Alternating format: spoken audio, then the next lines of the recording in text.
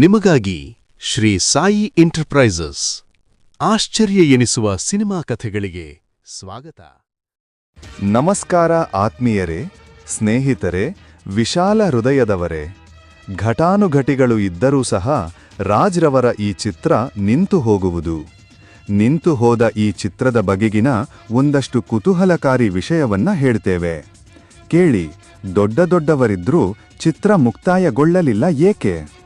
ಇದು ರಾಜ್ ಮತ್ತು ಪುಟ್ಟಣ್ಣ ಕಣಗಾಲ್ ಜೋಡಿಯಲ್ಲೇ ತೆರೆಗೆ ತರಲು ಶುರು ಮಾಡಲಾದ ಇವರಿಬ್ಬರ ಕಾಂಬಿನೇಷನ್ನ ಮೊದಲ ಚಿತ್ರ.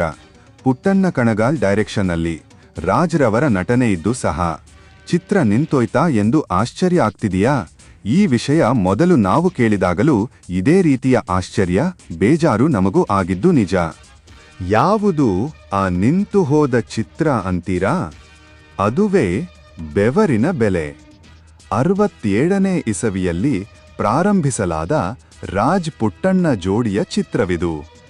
ಬೆವರಿನ ಬೆಲೆ ಮೂಲತಃ ಕಾದಂಬರಿ ಆಧಾರಿತ ಚಿತ್ರವಾಗಿತ್ತು. ಯಾರ ಕಾದಂಬರಿ ಅಂತೀರಾ?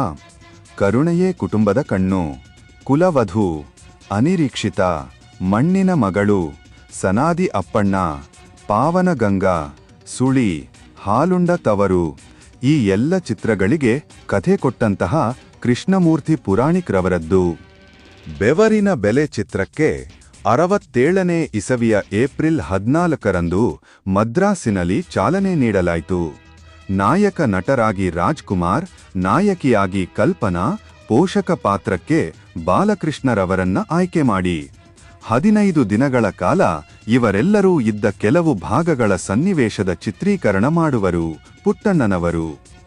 ವಿಜಯ ನಾರಸಿಂಹರವರ ಸಾಹಿತ್ಯ ಮತ್ತು ಸಂಭಾಷಣೆ ಈ ಚಿತ್ರಕ್ಕಿತ್ತು. ಎಂದಿನಂತೆ ಪುಟ್ಟಣ್ಣನವರ ಪ್ರಿಯ ಸಂಗೀತ ನಿರ್ದೇಶಕರಾದ ವಿಜಯ್ ಭಾಸ್ಕರ್ ಈ ಚಿತ್ರಕ್ಕೆ ಸಂಗೀತ ನೀಡಿದ್ರು.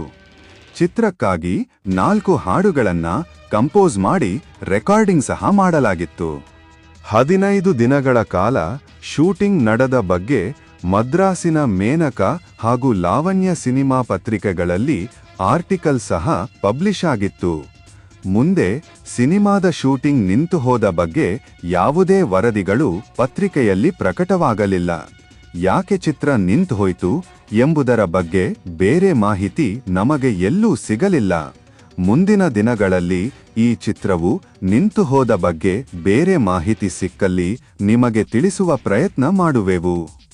ಈ ಘಟನೆ ಆದ ನಂತರ 67ನೇ ಇಸವಿಯಲ್ಲೇ ಬೆಳ್ಳಿಮೋಡ ಚಿತ್ರ ಮಾಡುವರು ಪುಟ್ಟಣ್ಣ. ತದನಂತರ 69ನೇ ಇಸವಿಯಲ್ಲಿ ರಾಜ್ರವರಿಗಾಗಿ ಪುಟ್ಟಣ್ಣನವರು ಮಲ್ಲಮ್ಮನ ಪವಾಡ ಚಿತ್ರ ಶುರು ಮಾಡುತ್ತಾರೆ. ನಂತರ ಕರುಳಿನ ಕರೆ, ಸಾಕ್ಷಾತ್ಕಾರ ಎಂಬ ಚಿತ್ರಗಳನ್ನ ವರ್ಷಕ್ಕೆ ಒಂದೊಂದು ಚಿತ್ರಗಳಂತೆ ಮಾಡುವರು.